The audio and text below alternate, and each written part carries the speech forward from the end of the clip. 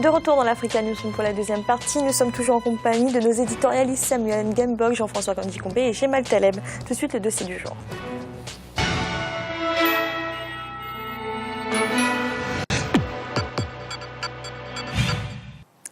La ville de Boutilimite en Mauritanie a amorcé depuis quelques années un plan de développement des écoles, des hôpitaux. Une nouvelle administration sont en construction, une modernisation qui devrait booster sa situation économique. Mais les autorités locales ne veulent pas occulter un point important de cette ville, l'aspect religieux et culturel. Un reportage de notre correspondant Franck Dauphin. La capitale culturelle et religieuse de la Mauritanie est prête pour sa modernisation. Située à 150 km de Nouakchott, la ville de Boutilimite est l'un des plus importants centres de formation islamique de la Mauritanie. Entourée de part et d'autre par le désert, la petite localité de 50 000 habitants a longtemps traîné le pas en ce qui concerne son développement. Manque de financement, difficultés géographiques de toutes sortes ou encore querelles politiques, les facteurs ayant mis à mal le développement de Boutilimite sont de divers ordres. Mais depuis 2008, un important plan de développement semble être venu changer la donne. Des infrastructures que Boutilimite attendait depuis plusieurs dizaines d'années sont sorties de terre. La visibilité de la ville est devenue plus étendue. Le projet Boutilimite Ville Nouvelle a vu le jour.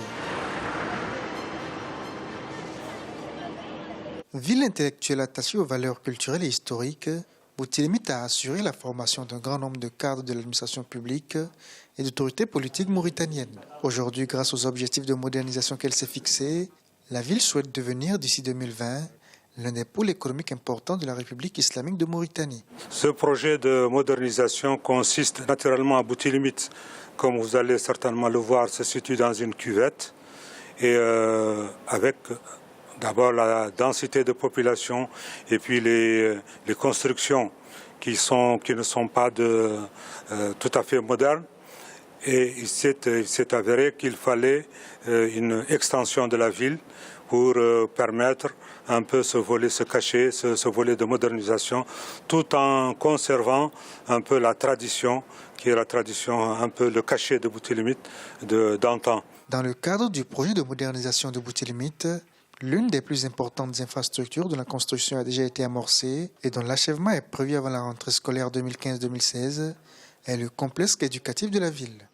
Un projet de grande envergure qui devrait à terme permettre de voir Boutilimite former les plus grandes élites de la Mauritanie. Ici, nous sommes devant le projet de construction de reconstruction de l'école 2.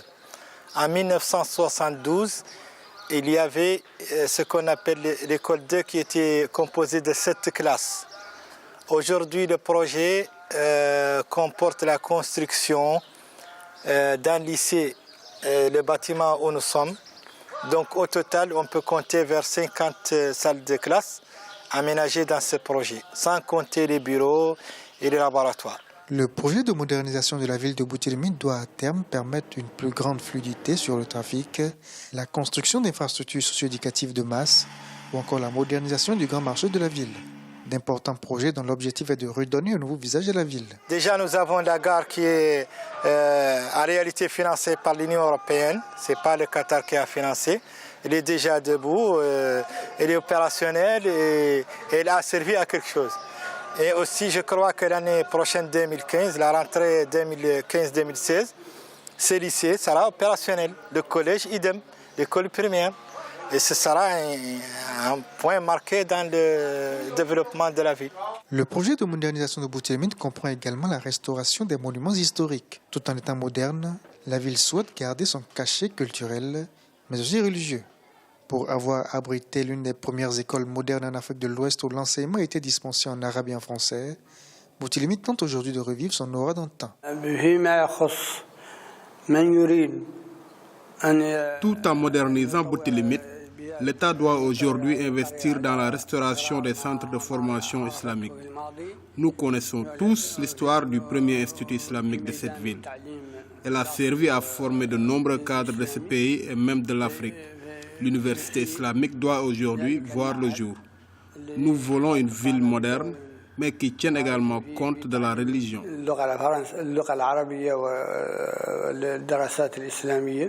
La tradition religieuse de Boutilimite a permis la création de plusieurs centres de formation islamique. Nous sommes ici à l'Institut islamique de la ville. Ici sont formés des jeunes hommes et femmes qui serviront plus tard dans l'administration publique mauritanienne.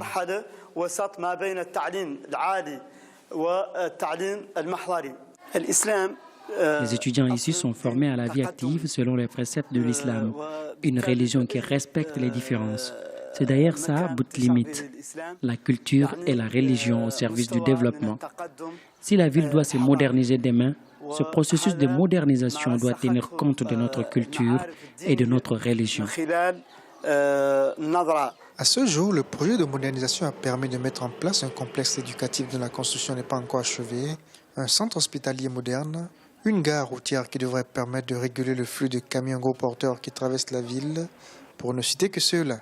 Mais jusque-là, on est encore loin de l'aboutissement complet du projet. Pour l'échéance, moi je pense que d'ici 2015, on aura terminé les principales infrastructures qui sont faites. Le reste, c'est donc naturellement l'installation des populations, la restructuration des quartiers, parce qu'il y a des quartiers qui sont touchés sur lesquels on a appliqué un plan, mais naturellement un plan à restructurer en tenant compte, dans la mesure du possible, de la réalité, tout en essayant d'avoir un plan moderne qui se respecte. Traversée par la route de l'espoir, qui est le plus important axe routier reliant le sud de la Mauritanie d'ouest en est sur environ 1100 km, la ville de Boutilimit a amorcé un plan de développement dont les résultats se font de plus en plus sentir aujourd'hui. Avec l'aide du gouvernement et de ses partenaires, de nouvelles perspectives économiques s'offrent à la ville. Le processus de viabilisation des terrains se poursuit. La construction d'un réseau routier moderne à l'intérieur de la ville devrait être une réalité d'ici la fin de l'année 2015. Et l'approvisionnement en eau et en électricité se fait de façon progressive. Toute chose qui à terme donnera à Boutilimit d'ici les prochaines années l'éclat dont elle a toujours rêvé. Gemal, avant de venir au cas de Boutilimit, que peut-on dire aujourd'hui du développement urbain de la Mauritanie? Est-ce que toutes les activités sont encore concentrées à Nouakchott? Ce fut le cas pendant très longtemps. Ça l'est moins aujourd'hui. Pourquoi? Parce que d'abord, la grande université islamique a été renvoyée à 800 km du côté de la frontière malienne. Deuxièmement, les centres de formation militaire ont tous été déconcentrés. Et même le grand projet d'une école polytechnique est fait à 300 km au nord de Mauritanie. Et il y a une volonté réelle de la part des dirigeants politiques de faire en sorte que Nouakchott ne reste pas ou ne soit pas la seule ville ayant la capacité de concentrer l'essentiel de l'activité économique, mais aussi de l'activité donc de scientifique, culturelle, etc., etc. Il faut savoir que Nouakchott a une particularité, c'est que c'est une ville qui est sortie de terre en 1958. C'est-à-dire que dans toutes les capitales africaines, on connaissait une administration coloniale. La Mauritanie est probablement l'un des rares pays qui a très peu connu d'administration coloniale, qui a très peu connu donc de présence administrative liée à la colonisation, parce que simplement la capitale de la Mauritanie était à Saint-Louis au Sénégal, et la Mauritanie, comme toute la OEF, était administrée à partir de Dakar. Mais la Mauritanie avait cette particularité. Nouakchott donc étant une ville qui est née beaucoup plus tard. Ce n'est pas le cas de Boutilimit, donc qui est le sujet qui nous intéresse, parce que Boutilimit, elle, est une ville très ancienne, ou en tout cas relativement ancienne comparativement à Nouakchott. Elle est, mais depuis toujours, un creuset culturel très important. Elle a formé l'une des premières élites de Mauritanie, même si elle partage ce rôle avec Rosso. Il faut se souvenir que l'une des premières écoles, l'un des premiers lycées mauritaniens était à Rosso, et c'est là que les premiers cadres mauritaniens ont été formés.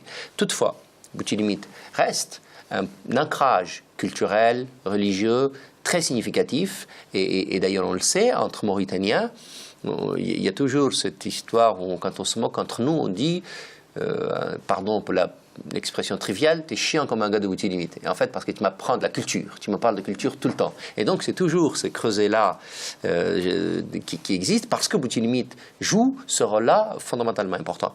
Pour le reste, il y a incontestablement donc une volonté de diversifier l'obligation donc de déconcentrer Nouakchott, en tout cas en termes de ville, mais très souvent on la crée carrément, c'est-à-dire qu'il y a tellement d'écoles, de mahadrat, de centres de formation qui sont créés ex nihilo et qui sont tout de suite affectés dans les villes intérieures, ou en tout cas créés directement dans les villes intérieures. Boutilmit, évidemment, y a pris sa part. Mais la part de Boutilmit, encore une fois, c'est ce centre d'érudits, de transmission du savoir, de connaissance de la religion, d'enseignement du Coran, qui est l'ADN même de la ville de Boutilmit et des habitants de Boutilmit.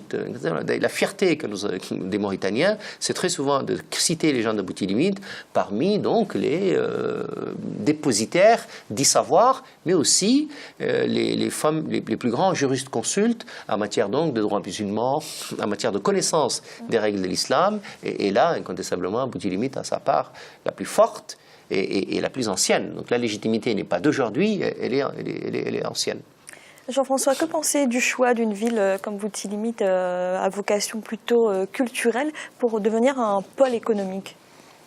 Je pense surtout que le choix pour être le sujet d'aujourd'hui est un excellent choix, après ce que nous avons vu hier et avant-hier, c'est-à-dire des villes nouvelles, totalement nouvelles, des projets de villes nouvelles et des projets de grandes agglomérations comme Brazzaville ou de nouvelles villes qui sortent de terre et qui sortent avec un visage tout à fait particulier et un visage qui fait penser à la modernité. En tout cas, chez certains, c'est ce visage-là qui est le visage de la modernité.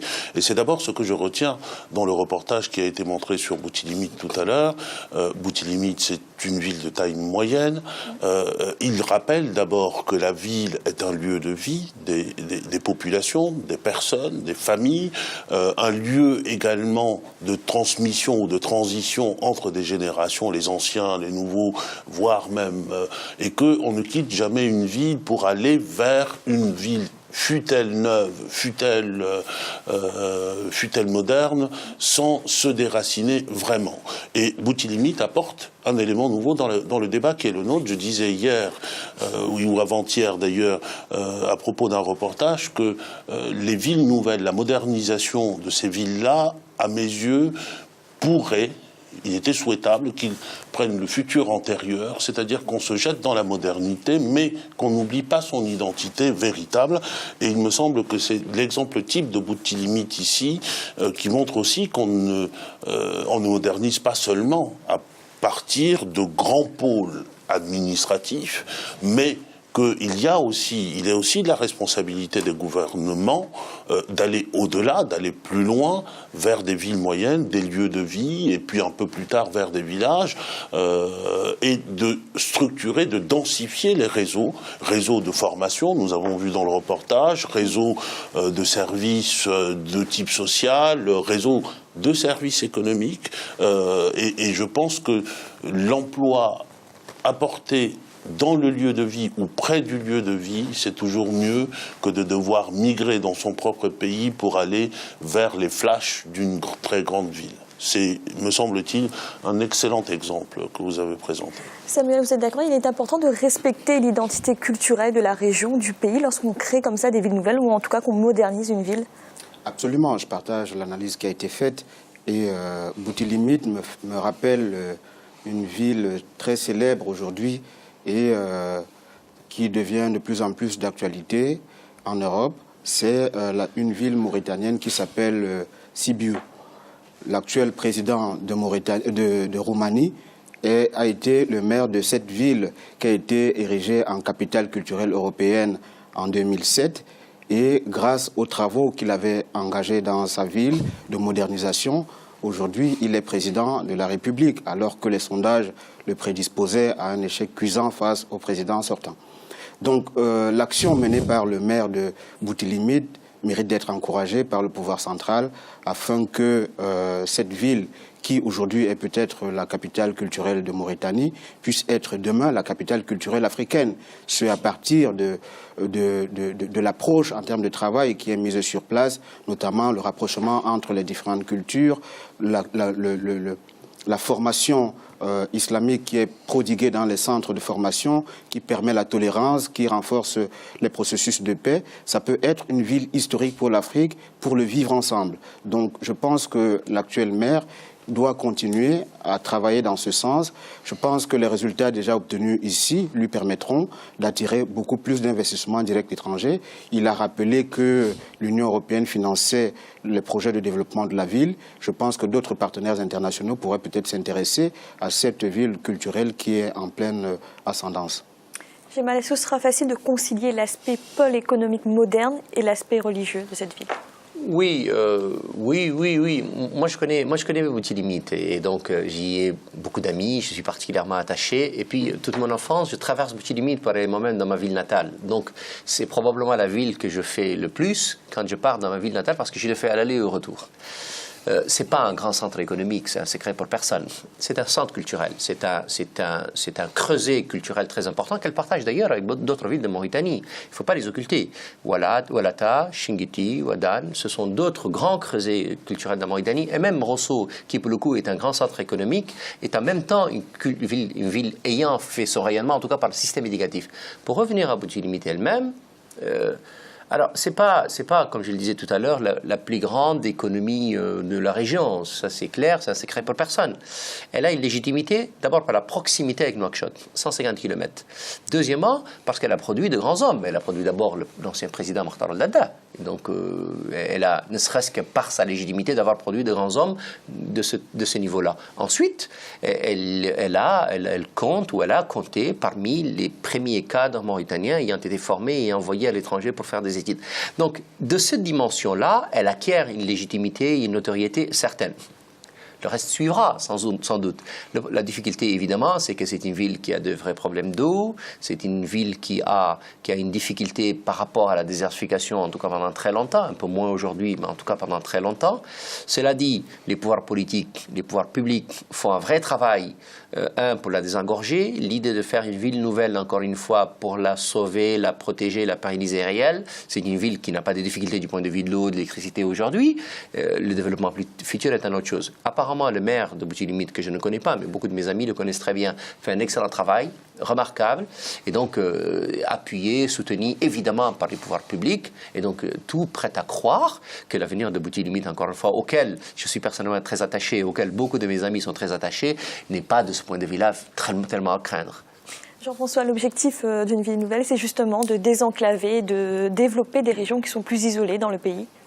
Mais il me semble que l'objectif des villes nouvelles, c'est d'abord de désengorger des centres urbains et des grands centres urbains qui sont aujourd'hui au bord de l'étranglement, ce qui n'est pas, me semble-t-il, le cas de Boutilimite. Mais nous parlons là. C'est quand même une cuvette. C'est une cuvette, mais pour l'instant, il n'y a pas l'engorgement que nous avons connu dans les autres reportages, dans d'autres villes. C'est important d'abord pour désengorger, voire même pour diversifier la population, parce que la construction de cette ville nouvelle va apporter d'autres populations que les populations de Boutilimite. Et sans doute que c'est peut-être aussi un bon compromis entre le développement économique, c'est-à-dire la construction d'un pôle économique important, et la sauvegarde de ce que Jamel a expliqué tout à l'heure admirablement, avec des trémolos dans la voix que je comprends parfaitement, c'est-à-dire de conserver ce creuset-là dans le pays de la culture, de la religion. Donc, il me semble que c'est un excellent compromis de construire cette ville nouvelle en dehors de Boutilimite, pas trop éloignée tout de même, pour que l'activité économique qui va se dérouler là puisse rejaillir sur la population, parce que la culture, le fait d'être un creuset de culture, cela va bien.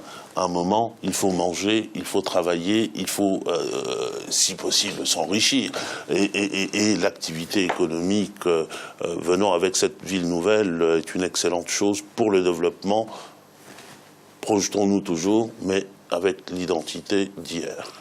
Samuel, rapidement, ce type de compromis, comme disait Jean-François, peut inspirer d'autres pays dans le développement d'une ville nouvelle? Absolument. On a longtemps critiqué les politiques de décentralisation africaines, les freins, les défis auxquels celles-ci font face.